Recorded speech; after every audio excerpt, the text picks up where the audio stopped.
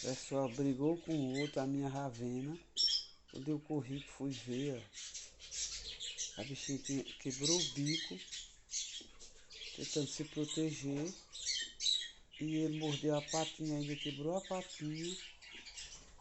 Agora eu não sei o que é que eu vou fazer, porque é difícil estar dando comer pelo bico, né?